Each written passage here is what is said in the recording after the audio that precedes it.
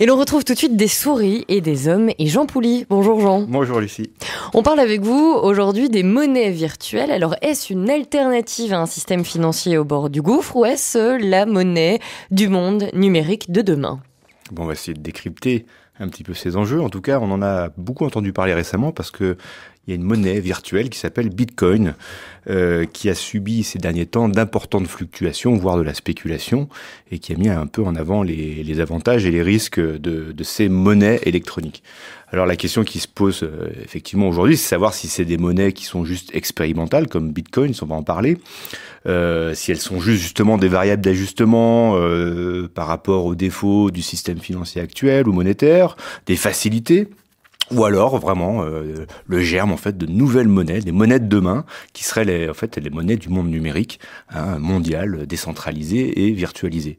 Alors une chose est sûre, c'est que la monnaie, vous le savez, c'est un moyen d'échange, de stockage de la valeur. Ça repose sur la confiance. Et d'ailleurs, le mot latin fides, la foi, qui a donné à la fois les mots confiance, mais aussi fiduciaire, la monnaie fiduciaire qu'on utilise aujourd'hui, voilà, désigne notre capacité à croire, voilà, qu'un simple bout de papier ou qu'un support électronique est échangeable contre une voiture, un appartement, n'importe quel bien. Et on peut-être quand même relier ça à la confiance, parce que la crise de confiance actuelle dans la monnaie, notamment liée à sa décorrélation totale par rapport à l'économie réelle, on parle près de 95% de cette masse monétaire mondiale qui ne correspondrait plus aux échanges de biens et de services, couplée évidemment à la défiance de la crise financière, etc. Et aux habitudes de la société numérique, de la société de l'information, qui fait que les échanges monétaires se virtualisent de plus en plus, peut effectivement faire naître de nouvelles monnaies. C'est quoi une monnaie virtuelle et à quoi ça sert ? Alors en réalité, une monnaie virtuelle, c'est une monnaie électronique, qui n'est pas à confondre avec son support, parce que quand vous payez avec une carte bleue, le support est électronique, mais la monnaie reste une monnaie fiduciaire classique qui est déposée dans des banques, émise par des banques centrales, etc. Donc pas confondre le support avec la monnaie. En réalité, il en existe depuis assez longtemps, une vingtaine d'années, pour acquérir certaines facilités, par exemple dans les jeux en ligne, pour échanger des armes ou dans les jeux de combat, par exemple. Et on connaît mieux en fait ce type de monnaie, par exemple à travers les programmes de fidélité, comme les miles, ou alors les cadeaux prépayés. Et puis une véritable monnaie électronique qui a été lancée, mais qui était un peu un échec par un consortium de banques, qui s'appelle le Monero, qui est un porte-monnaie électronique, qui a pas vraiment marché. Alors en fait, en général, c'est les caractéristiques, c'est que c'est des montants très limités, quelques dizaines voire des centaines d'euros, qui sont donc stockés sur des supports électroniques, des cartes, rarement transférables à des tiers, et encore moins convertible en monnaie fiduciaire classique. Voilà. Alors, les monnaies qui génèrent les entreprises, qui génèrent ces monnaies électroniques ne sont pas des établissements bancaires, elles ne sont pas reconnues telles quelles, elles doivent suivre des réglementations très strictes, tant au niveau européen que français. Vous parliez tout à l'heure de la monnaie virtuelle Bitcoin. Alors, qu'est-ce que c'est ? Quelles seraient ses particularités, ses avantages ? Alors en fait, donc c'est une monnaie électronique, et elle le proclame elle-même. Elle dit Bitcoin est une expérience. N'y investissez que le temps et l'argent que vous pouvez vous permettre de perdre. Donc c'est très clair. Ça a été lancé par un inconnu qui a un nom de Satoshi Nakamoto en 2009. Donc elle est émise en fait par un algorithme. Elle est générée par des ordinateurs. Elle est possédée par personne, donc il n'y a pas de banque centrale. Et le maximum d'émissions de Bitcoin, c'est déjà fixé à l'avance. Il est de 21 millions d'unités. Il n'y en aura pas plus. Donc à un moment donné, ça deviendra une monnaie déflationniste, ce qui correspond à peu près, si on convertit au cours du Bitcoin, ce qui est à peu près de $100, même s'il fluctue beaucoup, à 2 milliards $. Donc ce qui n'est pas grand-chose par rapport aux masses monétaires en circulation. Donc ça reste effectivement une monnaie expérimentale. Alors, je ne vais pas rentrer dans les détails techniques, mais en gros, vous pouvez la convertir sur des plateformes en monnaie réelle, en euros, en dollars. Il y a même des pièces qui ont été émises.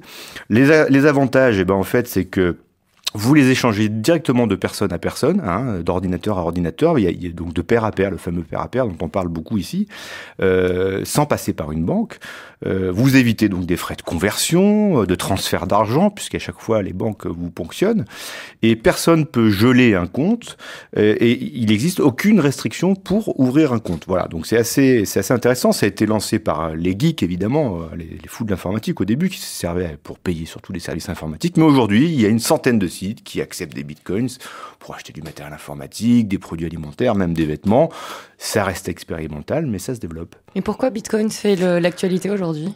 Mais en fait, il a été victime d'importants mouvements spéculatifs. Alors, on ne s'est pas encore complètement éclairci, mais apparemment, il y aurait eu des cyberattaques pour en fait faire des pannes de serveurs, que les gens paniquent, que les détenteurs en fait retirent leur mise, que ça fasse chuter le cours du Bitcoin, c'est que derrière ces ordinateurs rachètent pour quand ça remonte. Enfin voilà, c'est assez classique. Ça veut dire, et j'en viens un petit peu aux limites, que effectivement Bitcoin connaît aussi les défauts d'une monnaie. Donc il y a des risques, forcément, même avec une monnaie comme celle-ci. Bien sûr, Bitcoin, malgré justement ses avantages de monnaie électronique, a de nombreux défauts. Il est encore, on vient de le voir, avec cette spéculation assez instable, il n'est pas assez vulgarisé, assez complexe à utiliser, en tout cas pour les non-initiés, pour en faire une véritable monnaie de commerce.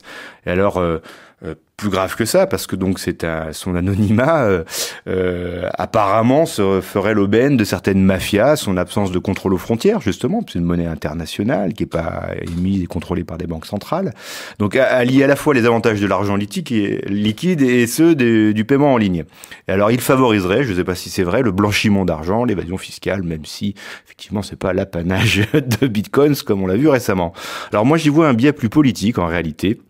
C'est que, vous savez, la monnaie reste avec ce qu'on appelle le monopole de la violence, c'est-à-dire les moyens de sécurité comme la police ou la gendarmerie qui sont une exclusivité depuis ce qu'on appelle les États de droit, donc des États ou des unions politiques. Ça reste un monopole, des États, des unions politiques. En fait, la monnaie a toujours été liée à un ensemble économique, culturel et politique. Parfois même, c'est la monnaie qui a fondé ces ensembles-là. Et alors là, par définition, c'est pas le cas d'une monnaie comme Bitcoin, à moins de considérer qu'un monde virtuel pourrait demain se définir comme une entité politique et culturelle. Pourquoi pas ? Est-ce qu'on peut se dire que Bitcoin est en fait en train d'inventer une sorte de monnaie du futur ? Peut-être. En fait, c'est assez singulier parce qu'elle illustre un mouvement qui, à mon avis, risque de s'amplifier à la fois avec la défiance des citoyens vis-à-vis des systèmes bancaires, de la virtualisation des échanges qui est lancée, qui ne s'arrêtera plus. Et puis ça montre en fait que les banques, qui ont pris une part très très active dans la construction, le façonnage du monde industriel et notamment du capitalisme, elles subissent aussi ces profonds bouleversements de la révolution numérique. Et par nature, la nature numérique, elle aussi, a horreur du vide.